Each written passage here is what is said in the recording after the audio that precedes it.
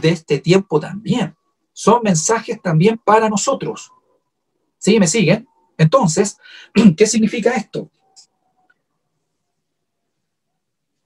Este capítulo 2 y 3, que serían entonces las cosas que son las que estamos viviendo nosotros.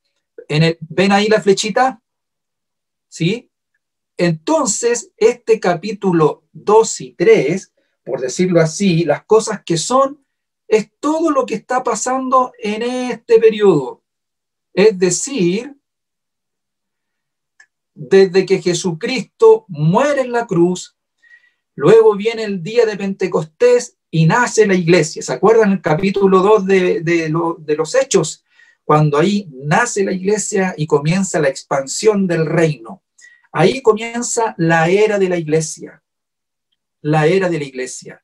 Y nosotros ahora estamos viviendo en este tiempo la era de la iglesia. Todo esto es la era de la iglesia. Y esta era de la iglesia está vigente, porque la iglesia del Señor todavía está aquí. Nosotros somos la iglesia. Por lo tanto, estos dos capítulos encierran toda esta era de la iglesia. No puedo decir que el Señor puede venir, pero al menos hasta hoy estamos aquí todavía, representa esta época. Por lo tanto, las cosas que son corresponde todos estos, podríamos decir, casi 2000 años. Así que los mensajes que hay en estas 7 cartas, bien, como dije, eran para esas 7 iglesias en aquella época en el Asia Menor, que hoy día es Turquía, pero a la vez son mensajes plenamente vigentes para nosotros. Y miren, en cada uno de estos mensajes a estas iglesias hay cosas positivas y cosas negativas. Hay virtudes que el Señor destaca de estas iglesias, pero también defectos que el Señor destaca. Miren, algunos ejemplos. El mensaje a la iglesia en Éfeso, estoy en el capítulo 2, versículo 2. Yo conozco tus obras y tu arduo trabajo y paciencia, y que no puedes soportar a los malos, y has probado a los que se dicen ser apóstoles y no lo son, y los has hallado mentirosos. Y has sufrido y has tenido paciencia, y has trabajado arduamente por amor de mi nombre y no has desmayado. Sí, aquí vemos que esta iglesia reconoció a los falsos maestros. Aquí habla de los falsos apóstoles, falsos maestros, la falsa maestría de aquellos tiempos, pero también nos habla a nosotros hoy día. La iglesia del Señor debe estar muy atenta y luchar contra toda aquella falsa enseñanza, falsa maestría, falsos profetas, falsos maestros, falsos apóstoles. Y que el Señor nos ayude. Y dice, y has sufrido y has tenido paciencia y has trabajado arduamente por amor de mi nombre y no has desmayado. El Señor reconoce estas virtudes en la iglesia. El Señor a lo largo de la historia de la iglesia no ha sido ciego ni corto de vista para ver cómo la iglesia ha sufrido, ha tenido paciencia, ha trabajado arduamente y no ha desmayado. ¿Qué más que el Señor reconoce en su iglesia estas cosas positivas y las reconoce y las enaltece? Pero el verso 4 dice, pero tengo contra ti que has dejado tu primer amor. Algo pasó con la iglesia en Éfeso en aquellos días. Lo mismo sucede en estos tiempos. Este texto es tan vigente hoy como lo fue hace miles de años atrás. Pero tengo contra ti que has dejado tu primer amor. Sí, en la iglesia sigue sucediendo esto. Mientras algunos están trabajando, están sufriendo por el evangelio, están siendo probados en la paciencia, pero trabajan arduamente por amor de Cristo y no han desmayado, pero también dentro de la iglesia pueden haber quienes han dejado su primer amor. Miren el versículo 5. Recuerda, por tanto, de dónde has caído y arrepiéntete y haz las primeras obras, pues si no, vendré pronto a ti y quitaré tu candelero de su lugar si no te hubieres arrepentido.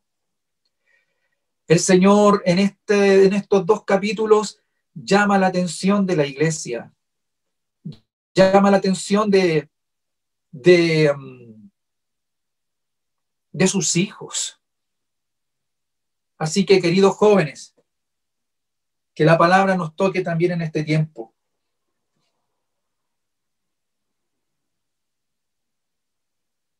Miren el mensaje a Pérgamo, por ejemplo. El versículo 14, el versículo 13. Yo conozco tus obras. El Señor conoce nuestras obras, queridos jóvenes. Al Señor no tenemos que inventarle, no tenemos que engrupirlo. Al Señor no sacamos nada con decirle un montón de cosas. Al Señor no lo podemos engatusar, aunque tengamos labia. Yo conozco tus obras. Y esto me estremece, queridos jóvenes, cuando yo lo leo, todos los años que llevo sirviendo. Pero yo digo, Señor, esto a mí me toca, pero tan fuertemente. Cuando lo leo me da escalofrío y me vuelve a pasar. Mire, lo acabo de leer y me corrió una corriente por la espalda. Yo conozco tus obras. El Señor conoce nuestras obras. Pero luego dice, yo conozco tus obras y dónde moras, dónde está el trono de Satanás, pero retienes mi nombre, dice, y no has negado mi fe. Y no has negado mi fe. Que el Señor pueda encontrar en nosotros estas virtudes, que no hemos negado la fe. Pero luego miren lo que dice el versículo 14. Pero tengo unas pocas cosas contra ti, que tienes ahí a los que retienen la doctrina de Balaam, que enseñaba a Balac a poner tropiezo ante los hijos de Israel, a comer de cosas sacrificadas a los ídolos y a cometer fornicación. Y también tienes a los que retienen la doctrina de los nicolaitas, la que yo aborrezco.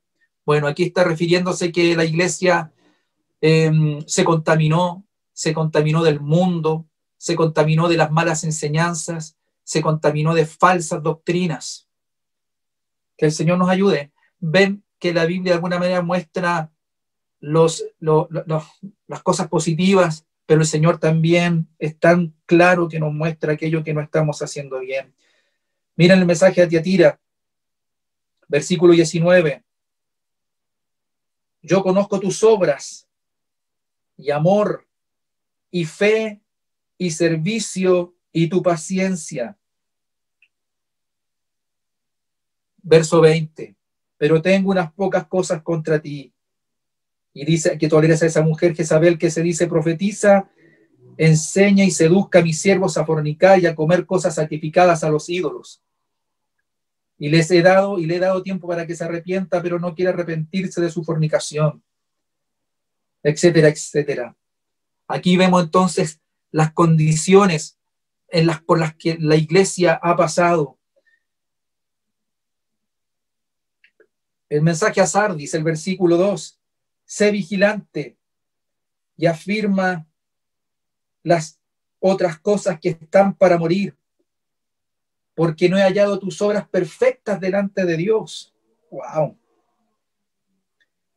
Y esto lo leí porque el versículo 1 del capítulo 3 dice, la última parte, yo conozco tus obras, que tienes nombre de que vives y estás, ¿qué dice ahí?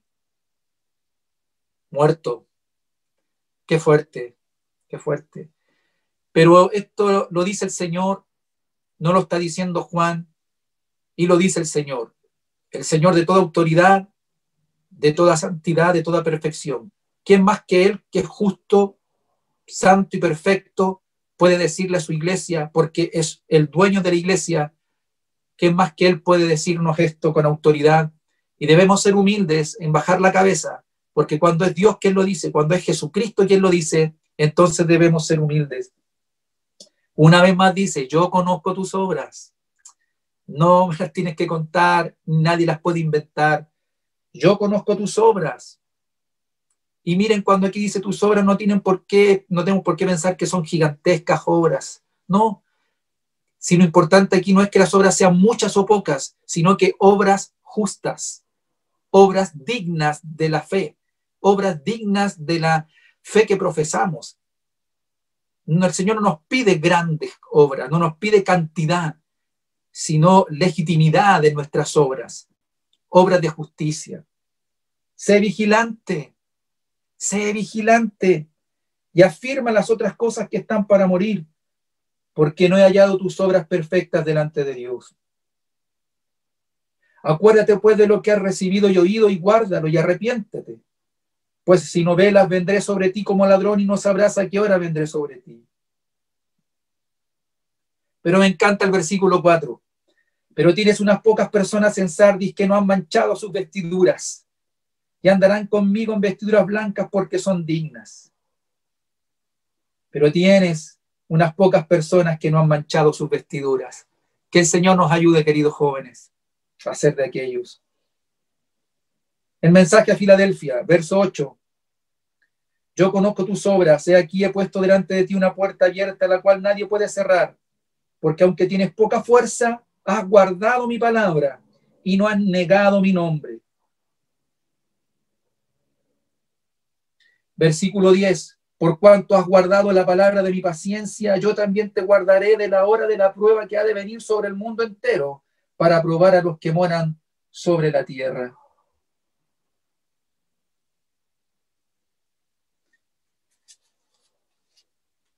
Mensaje a la Odisea, y esto es lo último que quiero decir de los mensajes. Versículo 15. Yo conozco tus obras, que ni eres frío ni caliente. Ojalá fueses frío o caliente. Pero por cuanto eres tibio y no frío ni caliente, te vomitaré de mi boca. Porque tú dices, yo soy rico y me he enriquecido. De ninguna cosa tengo necesidad. Y no sabes que tú eres un desventurado, miserable, pobre, ciego y desnudo. Por tanto, yo te aconsejo que de mí compres oro refinado en fuego, para que seas rico, y vestiduras blancas para vestirte, y que no se descubra la vergüenza de tu desnudez, y unge tus ojos con colirio para que veas. Es fuerte. Hace unos días atrás yo pensaba, y parece que se los comenté a ustedes, creo que estamos viviendo tiempos en que tenemos dos opciones: o somos ardientes o somos fríos, porque al tibio el Señor lo vomitará de su boca. Parece que estamos ya en tiempos donde, queridos jóvenes, no tenemos más opciones.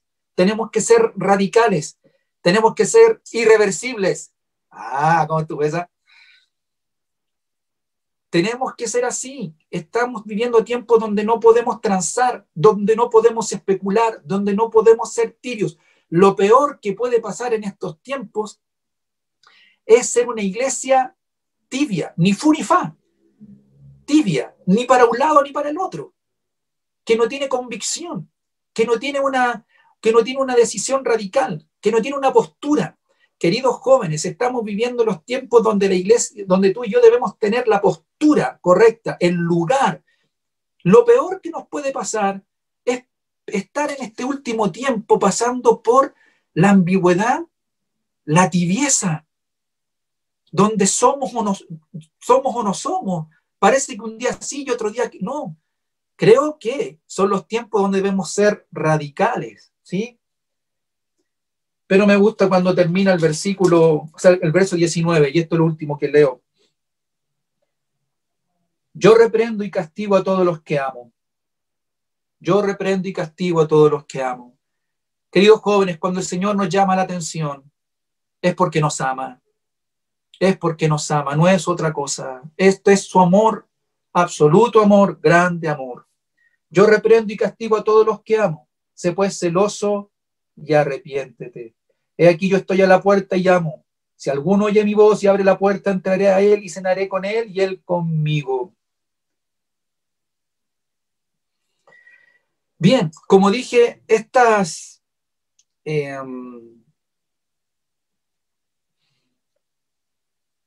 cartas a estas 7 iglesias, es decir, capítulo 1 y 2, corresponderían a lo que el versículo 19 es la segunda parte cuando dice las que son. ¿Ok? Entonces nosotros estamos viviendo esta época, las que son. Juan la está viviendo. El capítulo 1, ya dijimos que corresponde a las que has visto. Vio la imagen del Hijo del Hombre, vio esta visión de Jesucristo. Y a partir de la segunda parte, las que son, tiene que ver con la época de la iglesia, la que aún estamos viviendo nosotros. Y a partir del capítulo 4 en adelante y hasta el 19, comienza todo el resto que aún no hemos vivido, para que ninguno se confunda y se asuste. Todo lo que viene a continuación del capítulo 4 en adelante, nosotros no lo hemos vivido. El capítulo 2 y 3 es lo que estamos viviendo ahora, el mensaje a las iglesias. Y miren qué interesante, porque aunque cada carta está dirigida a un lugar, pero si se fijaron, cada una de estas cartas termina con una frase como esta. Voy a leer el versículo 22 del capítulo 3. El que tiene oído oiga lo que el Espíritu dice. ¿Se fijaron ahí que casi todas las cartas terminan diciendo así? El que tiene oído oiga. ¿Pero qué dice al final? Lo que el Espíritu dice, ¿a qué? ¿A la iglesia? ¿Dice así? ¿Dice a la iglesia? No, dice en plural, a las iglesias. A las iglesias. Eso refrenda un poco o confirma que el Señor piensa en iglesias locales. Cada una de las iglesias que están esparcidas por el mundo son las iglesias del Señor. Lo que pasa es que estas cartas, la idea era que fueran leídas en esos lugares donde estaban dirigidas y luego entonces se repartieran y se intercambiaran y que fueran leídas en todas las iglesias finalmente. Lo que también se dice como encíclicas, ¿sí? Debían ser presentadas, mostradas, leídas por las demás iglesias.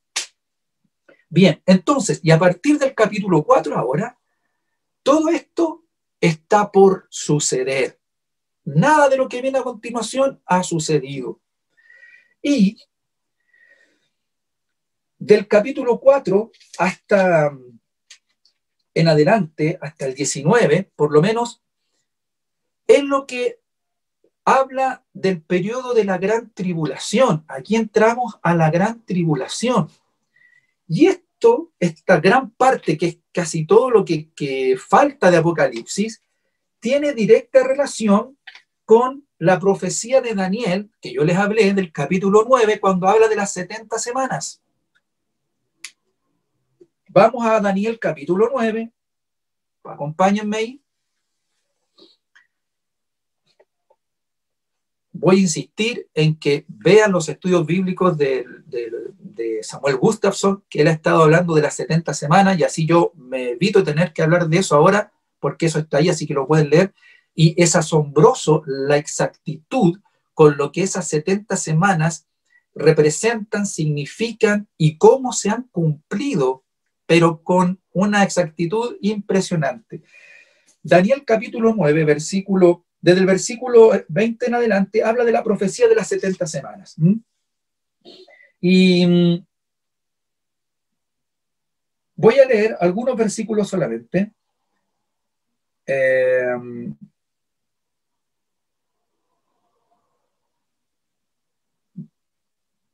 ¿Qué verso era, Boris? No lo dije.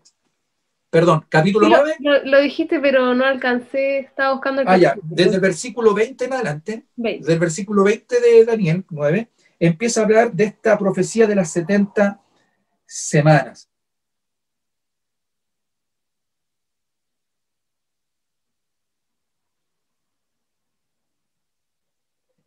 ¿Sí? Ahí sí.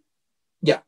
Entonces, para hacerlo un poco corto, dentro de estas 70 semanas, miren lo que dice el versículo 26.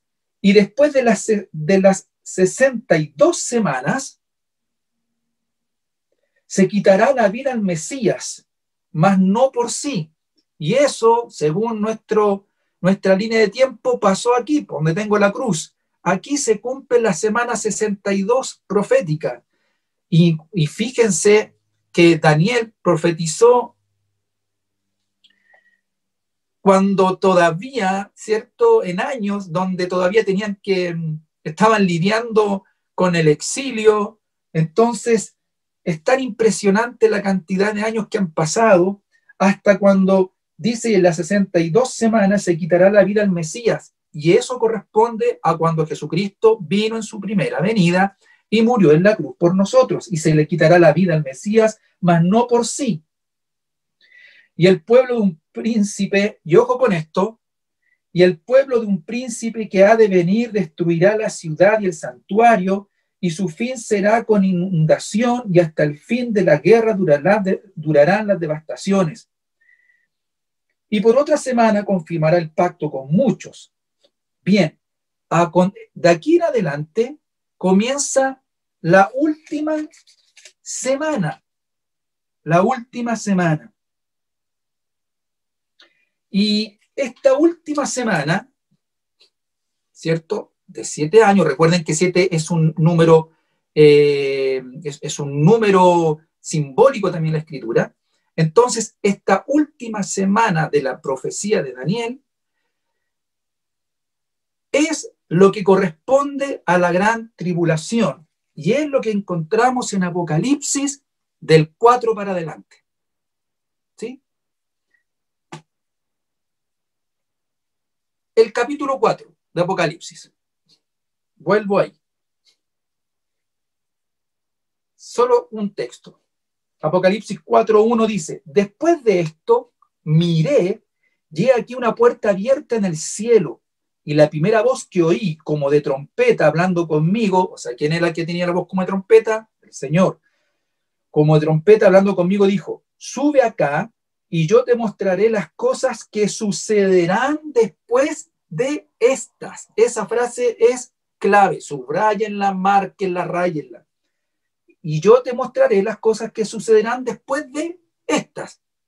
Entonces aquí está el cambio, ¿sí? ¿Cuáles son las cosas que suceden después de estas? Es decir, lo que en el versículo 19, ¿cierto?, decía, las que son, ¿cierto? Porque el capítulo 3 está hablando de las que son, el tiempo presente, la era de la iglesia. Y ahora el cambio. Y yo te mostraré las cosas que sucederán después de estas. Entonces aquí comienza la parte del versículo 19, que es la parte final, el tercer periodo, la tercera subdivisión de Apocalipsis. Ahora, de aquí para adelante, como dije, empieza a hablar de la gran tribulación y aparece el anticristo. Y aquí voy a mostrar otros símbolos que dentro de este periodo aparecen 7 sellos, 7 trompetas y 7 copas. 7 copas. ¿Sí? Así que todo lo que viene de aquí, desde el capítulo 6, en realidad, desde el capítulo 6 hasta el 18, viene 3 simbologías. Y todo esto entonces gira en torno a estas 3 simbologías.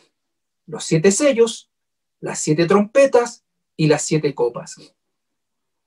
7 por 3 son 21. Entonces aquí encontramos 21 eventos. 21 eventos. En este tiempo de la gran tribulación ahora viene todo el tiempo terrible para la humanidad.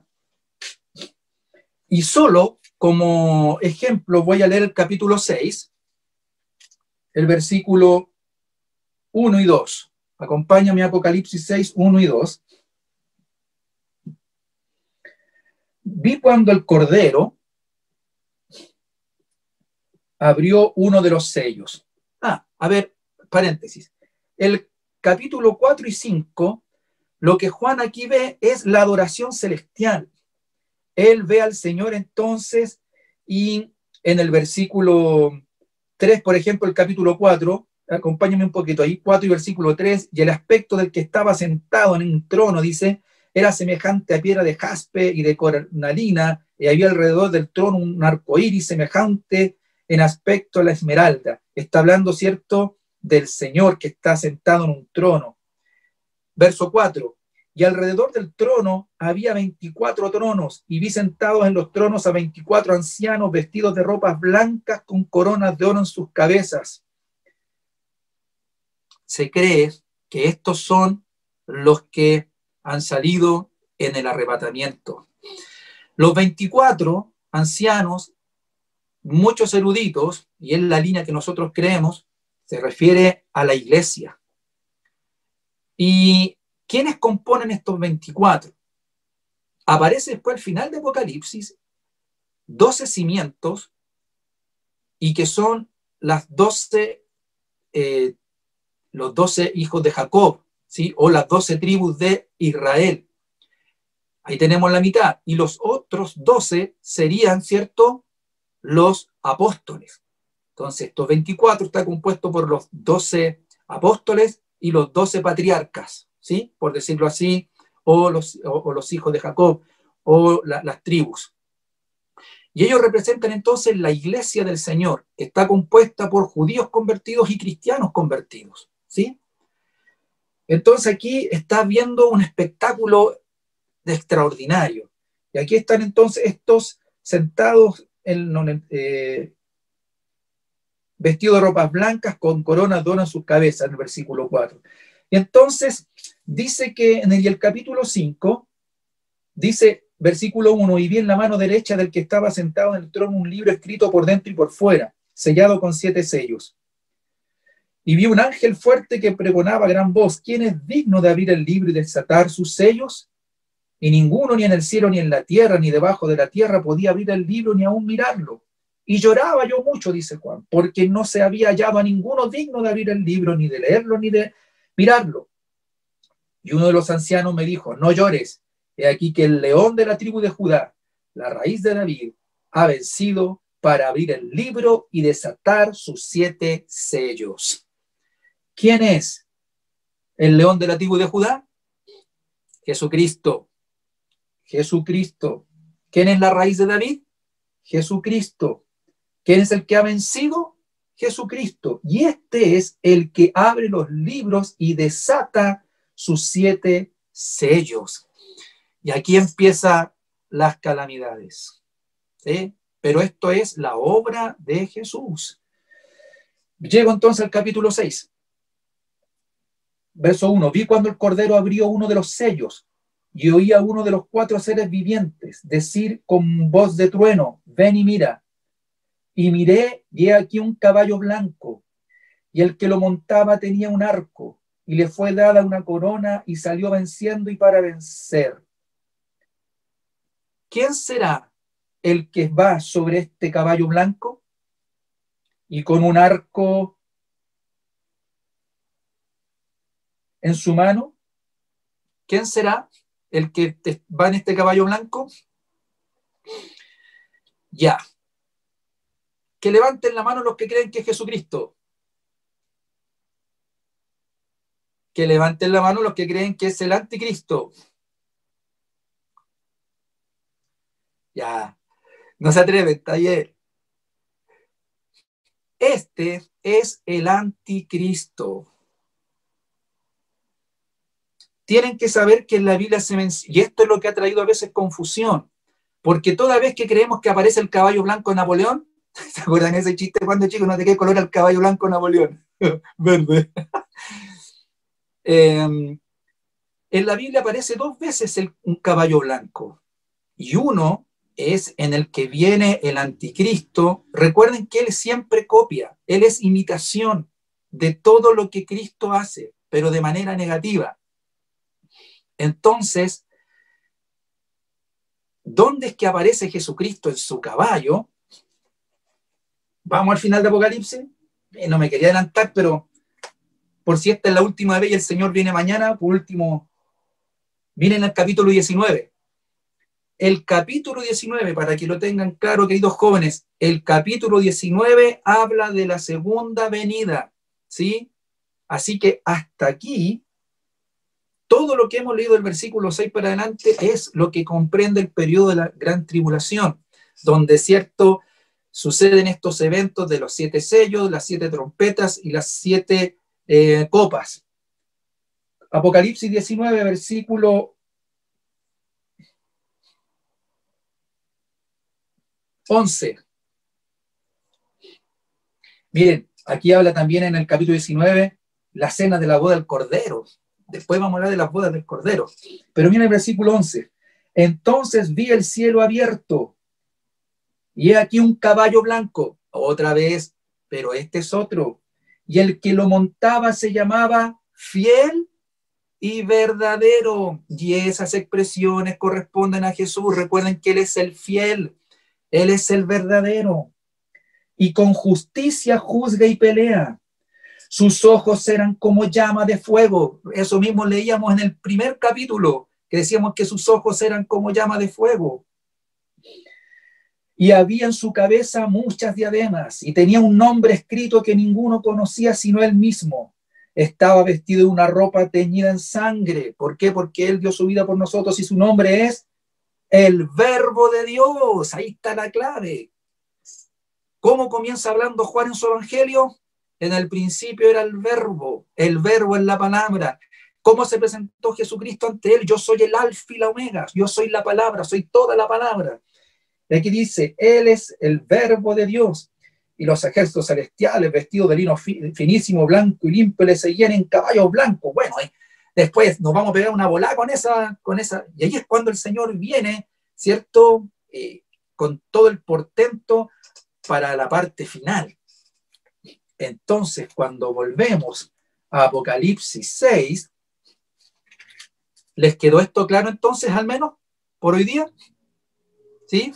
Entonces, el capítulo 6 y versículo 2, y miré aquí un caballo blanco y el que lo montaba tenía un arco y le fue dada una corona. Y fíjense que dice que tiene un arco, pero no tiene flechas. Qué raro que no tiene flecha. Parece que podrá hacer algunas cosas terribles, pero no tiene mayor poder o autoridad del que se le va a dar. Y le fue dada una corona y salió venciendo y para vencer. Bueno, y luego el versículo 3 dice, y cuando abrió el segundo sello, versículo 5 dice, cuando abrió el tercer sello. El capítulo 7, versículo 7, cuando abrió el cuarto sello, y así, y así, y así. Entonces, como dije, desde este capítulo en adelante, comienzan a manifestarse estos sellos que son eventos que vendrán en este tiempo de la gran tribulación. Miren el versículo 4. Salió otro caballo cuando abre el segundo sello. Esto en el versículo 3. En el primer sello aparece este hombre. Luego en el segundo sello dice que está asociado con el versículo 4. Y salió otro caballo bermejo y al que lo montaba le fue dada poder de quitar de la tierra la paz. Será un tiempo donde no habrá paz. Miren el versículo 5, el tercer sello.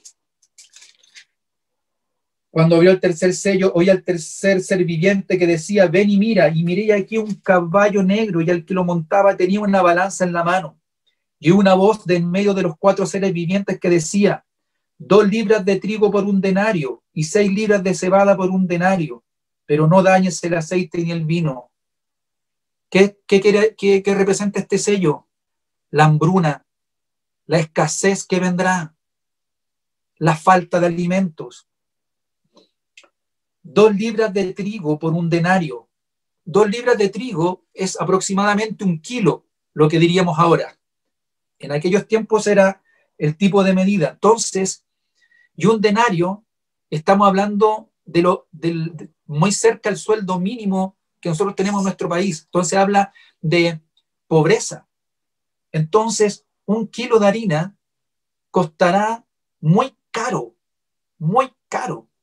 Entonces, este sello habla de que se le permitirá entonces, o en esta época habrá escasez, hambre, hambruna.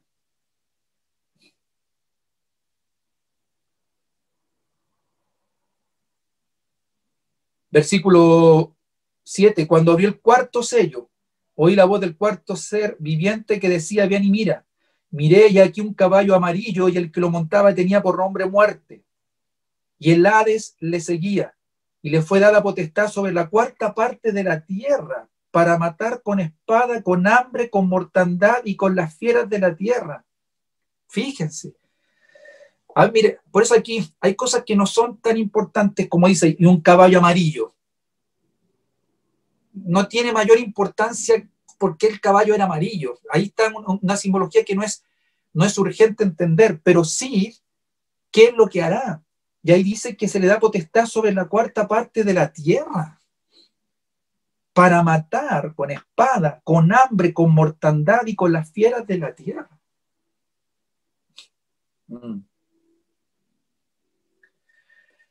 El versículo 9 dice, cuando vio el quinto sello, vi bajo el altar las almas de los que habían sido muertos por causa de la palabra de Dios y por el testimonio que tenían.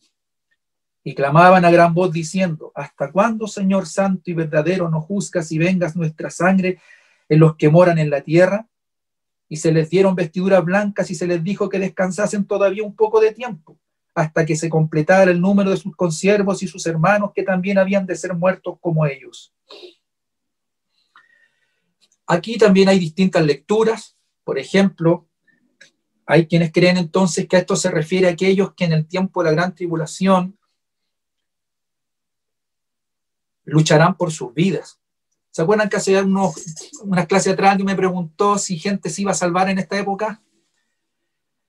Y yo dije que sí, puede ser que sí, pero en terribles condiciones, porque si se salvan, tendrán que negarse a la marca de la bestia, porque dice que aquellos que se salven son los que no aceptaron la marca de la bestia y que tendrán que reconocer a Jesucristo. Pero ahí es cuando uno piensa, es hoy cuando tenemos que ser salvos. Hoy es el tiempo de esta gracia extendida donde tenemos que aferrarnos al Señor y ser convertidos y ser salvos y mantenernos en la salvación. Porque si hoy día cuesta, imagínense, si hoy día cuesta, somos tentados, somos probados, y si hoy día a muchos les cuesta y muchos han quedado atrás y otros están, como leíamos en las cartas, algunos han perdido su primer amor, otros están tibios. ¿Qué va a pasar cuando llegue el tiempo de la gran tribulación? Es decir, tendrán que dar su vida para ser salvos, porque el hecho de no aceptar la marca del sistema de aquel tiempo, recuerden que esto representa al final el sistema del mundo. Estos caballos que aparecen aquí representan el sistema, representan los gobiernos, representa, ¿cierto?, esta maquinación y esta unión de los gobiernos con el anticristo. Entonces representa todo esto que sucederá, pero que finalmente es el ser humano, ¿cierto?, que se unirá al anticristo y será partícipe de todo este tiempo terrible. Entonces todo aquel que no tenga la marca, dice la Escritura, no podrá comprar ni vender y tendrá que pagar con sangre, con su propia vida, su salvación. Entonces, y otros dicen que estos son el remanente judío. Entonces algunos creen que estos que son las almas de los que habían sido muertos por causa de la palabra de Dios y por el testimonio que tenían.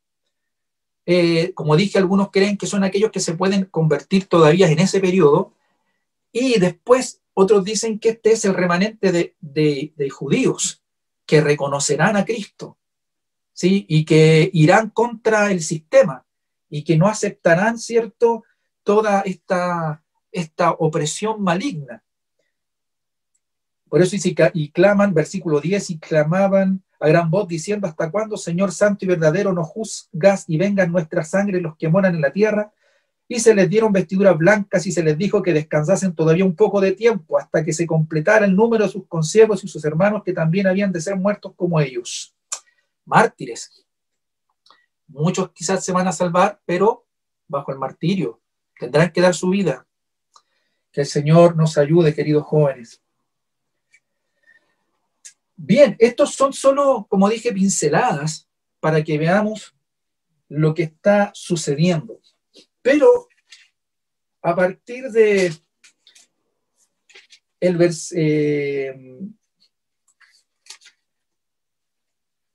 el capítulo 8 encontramos el séptimo sello, que sería el último de los 7, y a partir del versículo 6 del capítulo 8 comienzan las trompetas. El versículo 6 dice, y los 7 ángeles que tenían las 7 trompetas, aquí empiezan ahora las 7 trompetas. El versículo 7, por ejemplo, empieza, el primer ángel tocó la trompeta. El versículo 8 empieza, el segundo ángel tocó la trompeta. Y así, y así, y así. Luego nos encontramos en el capítulo 16 con las copas de la ira. Y el versículo 1 del capítulo 16 dice, oí una gran voz que decía desde el templo a los 7 ángeles, ir y derramar sobre la tierra las 7 copas de la ira de Dios. Las 7 copas de la ira de Dios. Y hay muchas cosas aquí que pudiéramos hablar, pero mi idea es que pudiéramos entender de manera general cómo está dividido un poco el Apocalipsis, hasta que llegamos al capítulo 19.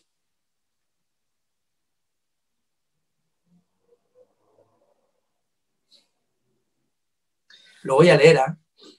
Alabanzas en el cielo, capítulo 19. Después de esto oí una gran voz de gran multitud en el cielo que decía, aleluya, salvación y honra y gloria y poder son del Señor Dios nuestro, porque sus juicios son verdaderos y justos, pues ha juzgado a la gran ramera que ha corrompido la tierra con su fornicación y ha vengado la sangre de sus siervos de la mano de ella. Otra vez dijeron, aleluya, y el humo de ella sube por los siglos de los siglos. Y los 24 ancianos y los 4 seres vivientes se postraron en tierra y adoraron a Dios, que estaba sentado en el trono, y decían, amén, aleluya. Y salió del trono una voz que decía, alabad a nuestro Dios todos sus siervos y los que le teméis, así pequeños como grandes.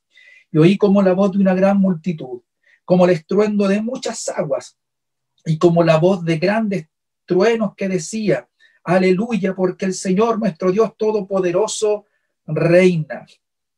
Gocémonos y alegrémonos y démosle gloria, porque han llegado las bodas del Cordero. En el versículo 6, cuando dice, yo oí como la voz de una gran multitud, como el estruendo de muchas aguas. Siempre en este símbolo de las muchas aguas, siempre en la Biblia representa las multitudes, ¿sí? Gracias, Jevita. Y gocémonos, dice, y alegrémonos y démosle gloria, porque han llegado las bodas del Cordero y su esposa se ha preparado. Y a ella se le ha concedido que se vista de lino fino, limpio y resplandeciente, porque el lino fino es las acciones justas de los santos. Y luego entonces vienen las bodas del Cordero. Ahora, hay que tener cuidado en que estos acontecimientos que Juan ve, todas estas visiones que él ve, no creamos que son así en una cosa cronológica, esto y esto y esto y esto, sino que él ve todo a la vez, ¿me entienden? Es como que a él se le bajan un lienzo y entonces él ve todo ahí. Entonces no creamos porque ojalá, sería más fácil hasta si fuera así de cronológico, esto primero y luego esto y esto y esto, sino que a él se le presentan estas imágenes también de manera paralela. Entonces, yo aquí no me atrevo ni estoy diciendo esto va a pasar primero y esto va a pasar después, no, sino que por eso dijimos, en la gran tribulación van a pasar todas estas cosas. Y Juan las ve ahí de manera dinámica, de manera completa. No está haciendo una cronología así, ¿cierto? Claro, un cronograma y lineal, sino que él ve todo, ¿cierto? Todo un manto con todo lo que el Señor le está mostrando, ¿sí? Pero nosotros hemos aprendido que en el tiempo que estamos viviendo, que ya dijimos que es el tiempo de la iglesia, una vez que viene el arrebatamiento, mientras aquí en la tierra está sucediendo la gran tribulación, nosotros estaremos en el cielo y viviremos dos acontecimientos, ¿sí?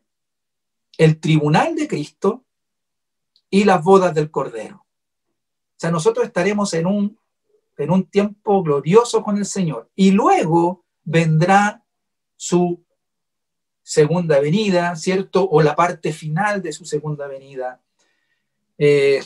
Entonces, qué distinto, qué diferente. Y en el tribunal de Cristo, dice Corintios, por ejemplo, y ya con esto comienzo a terminar. Segunda de Corintios, Pablo dice en Segunda de Corintios capítulo 5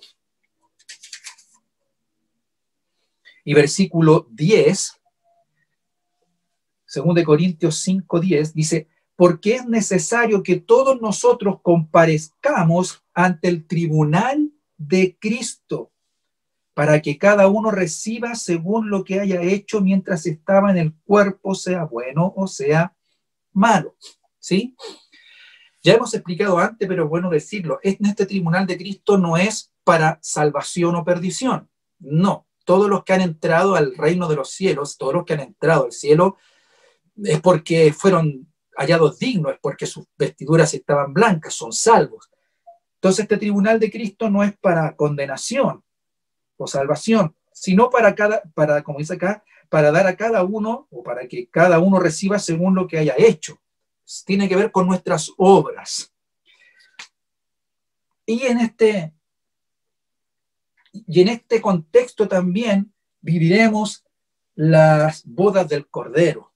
Y ahí vuelvo entonces a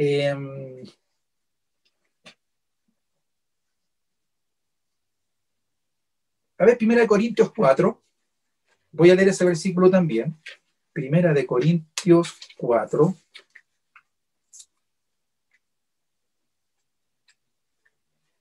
Y versículo 1 al 5.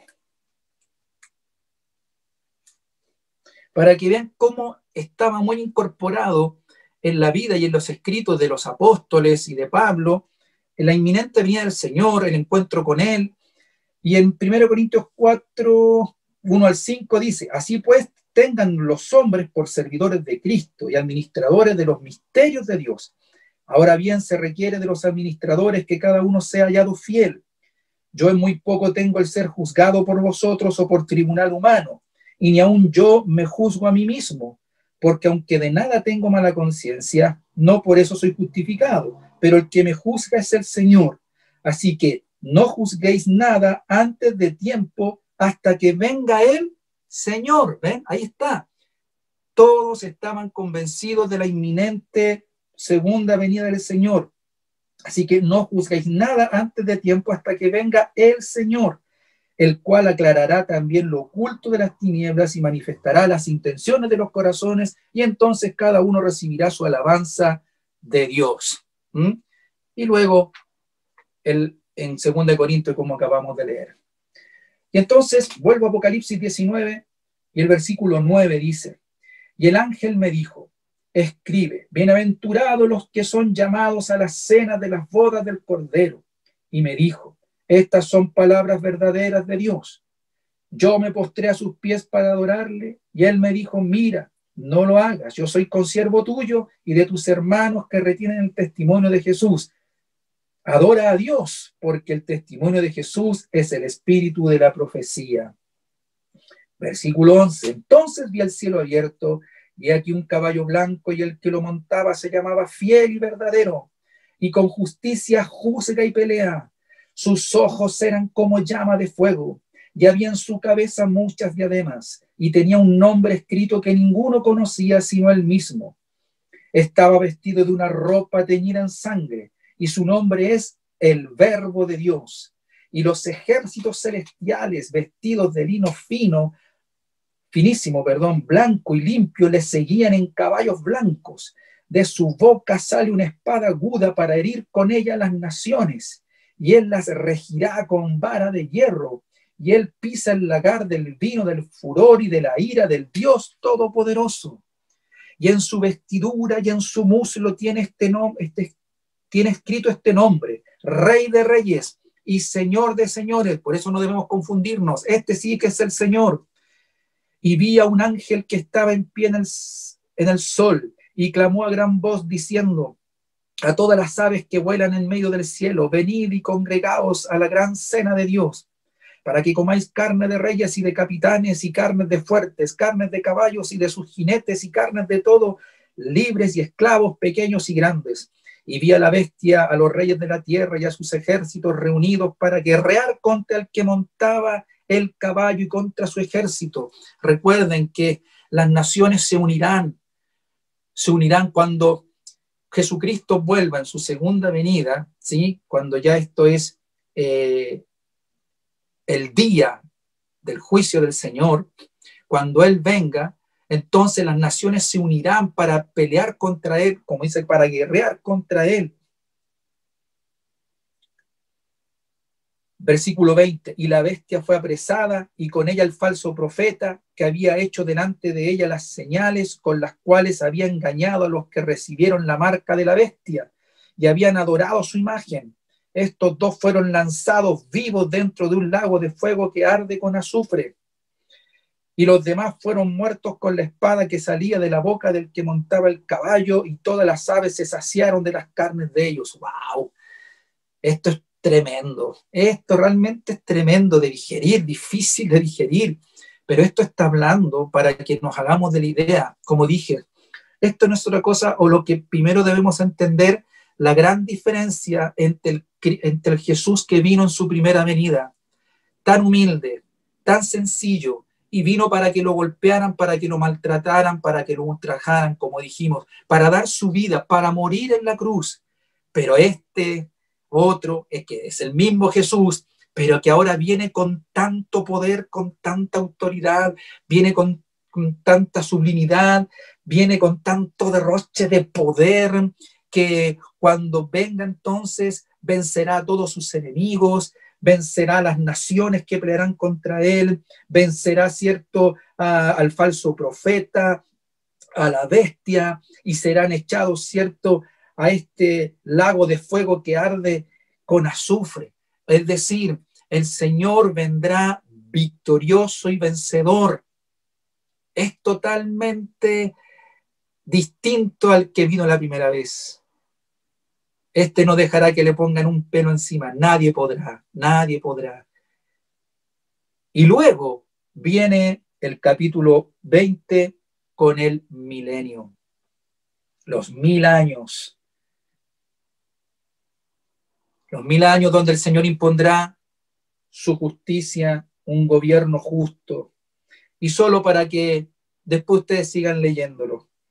Voy a leer el versículo 1 y 2 del capítulo 20. Vi a un ángel que descendía del cielo con la llave del abismo y una gran cadena en la mano, y prendió al dragón, la serpiente antigua, que es el diablo y Satanás, y lo ató por 1000 años. Por 1000 años será atado. Qué glorioso tiempo. Versículo 4, y vi tronos y se sentaron sobre ellos los que recibieron facultad de juzgar, y vi las almas de los decapitados por causa del testimonio de Jesús y por la palabra de Dios, los que no habían adorado a la bestia ni a su imagen, y que no recibieron la marca en su frente ni en sus manos, y vivieron y reinaron con Cristo 1000 años. Gloria al Señor. Luego viene el juicio ante el gran trono blanco, que no es el mismo que el tribunal de Cristo, para que no confundamos.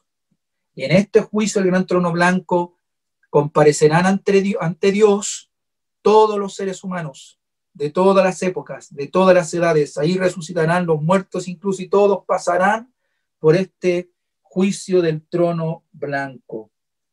Léanlo ustedes después en casa. Y el versículo 21 habla de un cielo nuevo y una tierra nueva. ¡Oh, qué glorioso! Versículo 1 solo del capítulo 21. Vi un cielo nuevo y una tierra nueva, porque el primer cielo y la primera tierra pasaron y el mar ya no existía más. Y yo, Juan, vi la santa ciudad de la nueva Jerusalén descender del cielo de Dios, dispuesta como una esposa ataviada para su marido. Qué glorioso es el fin de todo esto. Queridos jóvenes, pretendo con esto tan simple y tan general en realidad haber prendido en cada uno de ustedes más que temores, todo lo contrario, sino que veamos lo glorioso que aún tiene que suceder. Pero por ahora, mientras estemos aquí en este tiempo, seamos fieles, que los mensajes a las 7 iglesias nos dejen enseñanzas, nos dirijan, nos ayuden para estar apercibidos, preparados, que la palabra corrija lo que debe ser corregido en nuestras vidas y refuerce lo que ha estado bien. El Señor es justo, no olvida, y el Señor reconoce todo lo que es positivo y virtuoso en nuestras vidas, pero también nos habla de aquello que no es correcto, que no está bien. Como leíamos un versículo, al que ama el Señor disciplina, al que ama llama su atención, si castiga es por amor, si nos llama la atención es por amor. Queridos jóvenes, estamos esperando el arrebatamiento de la iglesia. El Señor nos librará de la ira venidera. Gloria, gloria a su nombre por eso. Amén. Levanten la mano si están de acuerdo conmigo. Gracias, Señor, por tu palabra. Señor, reconozco que he entregado información muy somera solo para orientar de alguna manera. Pero principalmente, Señor, lo que he perseguido este día es que podamos ver que la consumación de los tiempos está en tus manos, que todo este tiempo de la historia humana no escapa de tu control, que todo está en tu control, en tu sabiduría y en tu soberanía. Gracias, Señor, porque aunque estamos viviendo tiempos difíciles y aún vendrán tiempos peores, pero gracias, Señor, porque tú a tu iglesia la librarás del tiempo malo, la librarás de la prueba que vendrá sobre este mundo.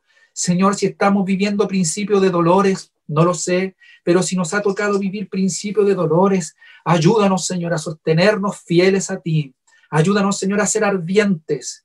Quita de nosotros toda tibieza para estar preparados, porque tú vienes pronto, Señor. Lo que vendrá sobre esta humanidad nunca antes se ha vivido. Como dice en Mateo en el capítulo 24 o Marcos capítulo 13, gran tribulación como nunca antes se ha vivido. Pero gracias, Señor, porque tú estás por sobre todo esto. Y todo esto que vendrá, Señor, es tu mano actuando, donde has puesto también los límites, donde no permitirás que la humanidad haga más de lo que tú has permitido. Pero también entendemos que viene un tiempo donde el hombre aún se desviará más de ti, donde aún te dará más la espalda. Pero al final de los tiempos, Señor, tú vencerás y vencerás a todos tus enemigos y a todos los que hicieron lo malo, a todos los que te rechazaron, y pondrás al final de los tiempos tu reino de justicia. Y eso es lo que amamos, Señor, que llegará el día en que impondrás sobre la tierra, sobre tu creación, tu reino de justicia. Y veremos un cielo nuevo y una tierra nueva. Gloria, Señor, gloria a ti. Bendito sea tu nombre, porque somos tu iglesia, porque somos tu pueblo, porque somos tus hijos. Señor, qué glorioso será cuando estemos en tu presencia, cuando nos arrebates, cuando estemos en las bodas del Cordero, cuando te veamos a ti, y cuando, Señor, pongamos nuestras coronas delante de tus pies, y diremos que solo tú eres digno de ser adorado, de ser bendecido, de ser exaltado. Oh, Señor, que esto traiga esperanza, ánimo, que nos mantenga con la mirada puesta en el cielo, erguida nuestra vida, porque pronto, pronto viene el día, el momento del arrebatamiento y del encuentro contigo. Gracias, Señor. Amén y amén. Que el Señor les bendiga, queridos jóvenes. Un abrazo para todos. Muchas gracias, Pastor Boris. Estuvo bueno. Kevin metiendo ruido, perdónenlo. Estuvo bueno. Si tienen dudas, si les quedó alguna pregunta, les invitamos a que puedan anotarlas, que puedan guardarlas, porque de esa manera podemos pedirle al pastor que las responda en el próximo tema. Y así tiene tiempo para prepararse, y así usted también tiene tiempo para seguir estudiando y preparando preguntas.